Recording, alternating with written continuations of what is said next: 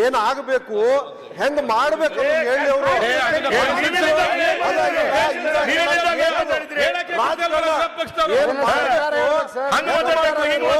ಕೇಂದ್ರ ಸರ್ಕಾರದಿಂದ ಅಧಿವೇಶನ ಸುಮ್ಮನೆ ಕಷ್ಟದಲ್ಲಿದ್ದಾರಂತೆ ಅವ್ರ ಪಾಪ ನೀವು ಸಹಾಯ ಮಾಡಿಲ್ಲ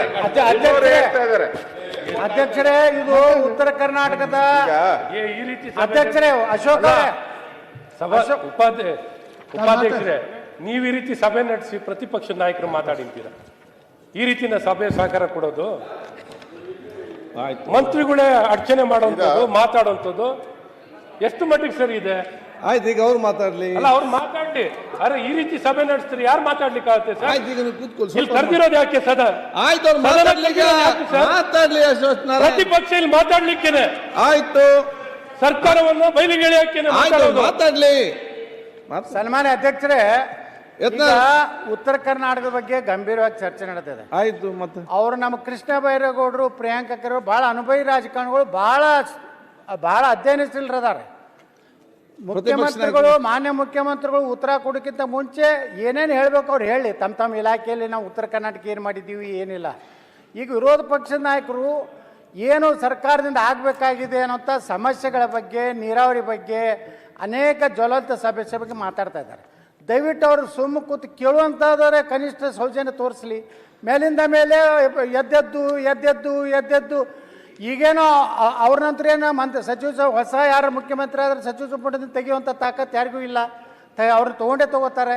ಯಾಕೆ ಗಾಬರಿ ಆಗಿ ಈ ರೀತಿ ಒಂದು ಸ್ಪರ್ಧಾತ್ಮಕವಾಗಿ ಈ ತಮ್ಮ ಒಂದು ಚಟುವಟಿಕೆ ತೋರಿಸ್ಲಕತ್ತವ್ರು ಗೊತ್ತಿಲ್ಲ.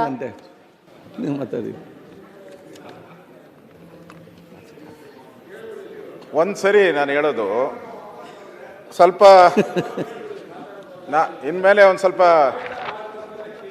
ರೂಲ್ಸನ್ನ ಬದಲಾವಣೆ ಮಾಡೋಣ. ಇನ್ನು ಮುಂದೆ ಫಸ್ಟು ಅವ್ರು ಮಾತಾಡ್ಬಿಡ್ಲಿ, ಏನೇನು ಆಗಬೇಕು ಅಂತ ಅವ್ರು ಯಾರೋ ಹೇಳಿದ್ರಲ್ಲ, ಅಲ್ಲಿ ಒಬ್ರು ಹೇಳಿದ್ರು, ನಾವೇನು ಕೊಡಬೇಕಂತೆ, ನಾವೇನೇನು ಮಾಡಬೇಕು ಅಂತ ಕೊಡಬೇಕಂತೆ. ಅದಕ್ಕೆ ಅವ್ರಿಗೆಲ್ಲ ಇವಾಗೆ ಇನ್ನೂ 2.5 ವರ್ಷ ಆಗೈತೆ, ಇನ್ನೇ ಉಳಿದಿರೋದು 2 ವರ್ಷ. ಅವಾಗೇ ಭಯ ಬಂದ್ಬಿಟ್ಟೈತ. ನಾವು ಟೀಕೆ ಮಾಡೋಕ್ಕೆ ಏನೇನು ತಪ್ಪು ಮಾಡಿದ್ದೀರಾ ಅಂತ ಹೇಳೋಕ್ಕೆ ನಮಗಿರೋ ಮಾಹಿತಿ ನಾವು ಹೇಳ್ತೀರಪ್ಪ. ನಮಗೆ ಎಷ್ಟು ಜ್ಞಾನ ಇದೆಯೋ, ಎಷ್ಟು ವಿದ್ಯೆ ಮಾಡಿದ್ದೀರೋ, ಎಷ್ಟು ಓದಿದ್ದೀರೋ ಅದ್ರ ಮೇಲೆ ನಾವು ಹೇಳ್ತೀರಿ. ನಿಮ್ಗೇನ ಜಾಸ್ತಿ ಜ್ಞಾನ, ಜಾಸ್ತಿ ಬುದ್ಧಿ ಇದ್ದರೆ ಅದನ್ನು ಸ್ವಲ್ಪ ಮುಖ್ಯಮಂತ್ರಿಗೆ ದಾರಿ ಎಳೆದು ಬಿಡ್ರಿ. ಮುಖ್ಯಮಂತ್ರಿ ಕೂತಿರೋವಾಗೆ ಹಿಂಗೆ ಮಾಡ್ತಿರಲ್ಲ ನೀವು, ನಿಮ್ಮ ಜ್ಞಾನನ ಪ್ರದರ್ಶನ ಮಾಡಕ್ಕೆ ಹೋಗ್ತಿರಲ್ಲ. ಹಂಗಾರೆ ಮುಖ್ಯಮಂತ್ರಿ 2 ಸರಿ ಮುಖ್ಯಮಂತ್ರಿ ಆಗಿದ್ದಾರೆ. ಕಾಂಪಿಟಿಷನ್ ಅಶೋಕ್ ಅಲ್ವಾ? ಅವರು ದಾರಿ ಎಳಿತಾ ಇರಲ್ಲ, ಮುಖ್ಯಮಂತ್ರಿಗಳ ದಾರಿ ತಪ್ಪಿಸ್ಲಕತ್ತಾರ. ದಾರಿ ತಪ್ಪಿದ ಮಗ. ಈಗ ಉತ್ತರ ಕನ್ನಡ ಚರ್ಚೆ ಇದೆ. ಈಗ ಅಲ್ಲ, ಇದೆ ಸಬ್ಜೆಕ್ಟ್. ನೀವು ಇರ್ಲಿಲ್ಲ. ನಾನು ನನಗಿರೋ ಅಂಕಿಂಶ ಹೇಳಿದ್ನಪ್ಪ, ನಾನು ತಪ್ಪೇ ಹೇಳೋದು. ಆಯ್ತು, ಯಾವ ಪ್ರತಿಭೆ ನಾಯಕ